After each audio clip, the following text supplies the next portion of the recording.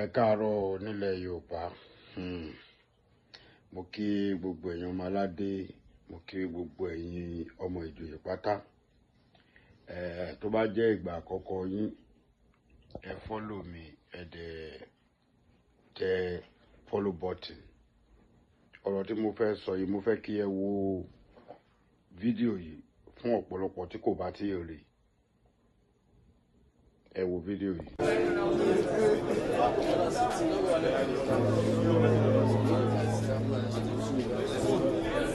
No food, no drinking water.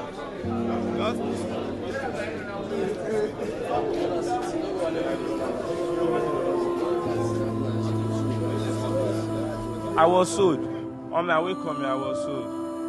From a week, they will start beating so that your money will come quickly. So I was there for 8 months before I could pay my money and I went out.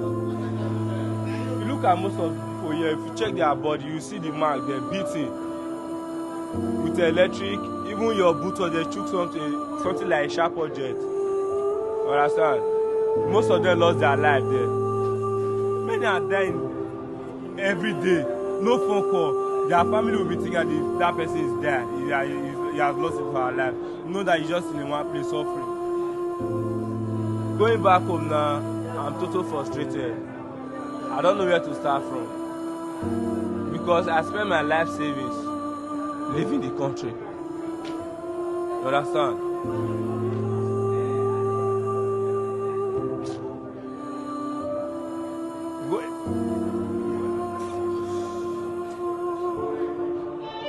Going back home now. A lot of my friends, we start together. Most of them are in Europe now. In the business they are doing, most of them have grew up. I go back and start back on some more. It's very painful. Very painful. Even when they give us food here, water, that's not the main problem to me. The main problem to me is how I'm going to start. Because I've lost a lot. My mother has lost a lot too. So it's very difficult.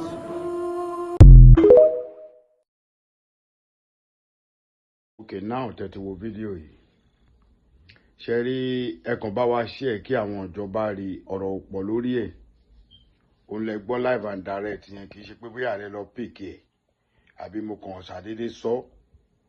Wọ́n ń ta àwọn ọmọ wa ní ìlú yẹn. Wọ́n kọ́ gàdàgbà, wọ́n ń tà wọ́n bí ẹrú. Ọjọ́ kan ni mo sọ̀rọ̀ pé ìwọ tó bá fẹ́ travel kúrò ní ìlú Nàìjíríà, mo ní kí ẹ má wọ ọkọ̀ ojú omi àbí kẹ́ má rin ìrìn títì. Àwọn kan bọ́ bẹ́ẹ̀, wọ́n ní ìkan tiẹ̀ sọ, ó ní road ló ń gbà. But fine, but ẹ wá wo nínú 100%. Èèyàn mélòó ló succeed nínú 100%? Agídí ni 5% fi succeed road. Tó ta bá 100%, a rí bí gbogbo àwọn èèyàn ṣe ń jábọ́. Ẹ jọ̀ọ́, ẹ bá mi táàgì àwọn ìjọba tẹ́ bá mọ̀ pé wà ń jọba. Àwọn tẹ́ bá mọ̀ pé ó lè help àwọn ọmọ wa ní ìlú yìí, ẹ bá mi táàgì wọn. Tí ẹ bá táàgì wọn, ẹ rí pé àwọn náà rí gbogbo nǹkan tó ń lọ, kò sí nǹkan tí wọ́n rí. Ọ̀pọ̀lọpọ̀ gbogbo àwọn ìjọba igun ò ríṣẹ́ sí. Wọ́n kàn fi báyìí gbowó ni, wọ́n máa jókòó, wọ́n máa wo ságà ni. Gbogbo ọ̀nà wà lórí Facebook. Kò sẹ́ni tí ò sí ńbẹ̀. But ìwà kò kàn mí tó ń wù yẹn. Wọn ò mọ̀ pé Yorùbá ní wàá bẹ̀rù anybody, olè ò ní gbé. Gbogbo orú nǹkan báyìí ó yẹ kí àwọn olórí wa nílẹ̀ Nàìjíríà, àwọn kan ṣáà náà fi ṣe ambassador ìlú yìí. Irú wọn wà ń bẹ̀. Tẹ́ bá rí, mo sọ̀rọ̀ àwọn ọmọ wa ní Libya, mo sọ̀rọ̀ àwọn ọmọ wa ní South Africa, mo sọ̀rọ̀ ọmọ wa tó wà ní Arab Emirates.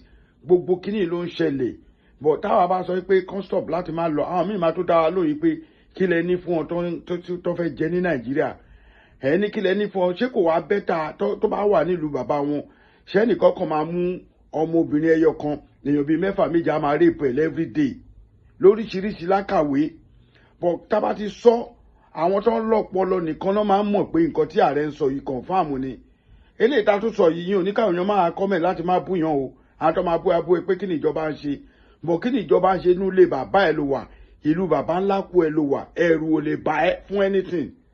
bọ̀ àwọn ìlú tá à ń lọ tá à mọ̀ wá lọ torí ìlú ò dáa ó ní mo yẹ sọ pé ẹni tọ́lọ̀ bá fún ní owó tó bá rí travel tó lè wọ plane lọ ìyẹn wà òkè bọ̀ ká lọ lórí gbogbo àwọn tẹ̀ ń rí yìí sìn wọ́n risk life wọn nínú Texas ni wọ́n risk life wọn ni nínú omi ojí orú yẹpẹ̀ ẹlòmíì báyìí wọ́n máa ní kó mú ẹ̀bà kan tẹ ẹ̀bà kan fi ẹja dídín kan fi sáàárín ẹ̀ ṣé ẹ̀bà àtẹja dídín yẹn náà fẹ́ jẹ fún odidi oṣù kan tó máa fi rìn tó bá wá ṣe tán rómi mu ẹ̀bà lásán gan lé nínú ṣé ẹni tí ò bá rí gbẹ́yẹ̀ ò ní kú ẹjọ́ tó Ọlọ́run ẹ bá mi fọwọ́dù kínní èèyàn ló sẹ́ni kínní sí mi wọ́n dẹ̀ láwọn fẹ́ kí n fi sọ̀rọ̀ àwọn alálùbáríkà tó jẹ́ èèyàn tààrẹ wọ́n ní ààrẹ ẹ fi kínní ìbá wa sọ̀rọ̀ tó ti yé yín àwa ti kúrò lórí ọ̀rọ̀ àná ti lọ ọ̀rọ̀ mi ló tún ṣẹlẹ̀ yìí tí mi bá ti tún ṣẹlẹ̀ á tún gbẹ́nu sí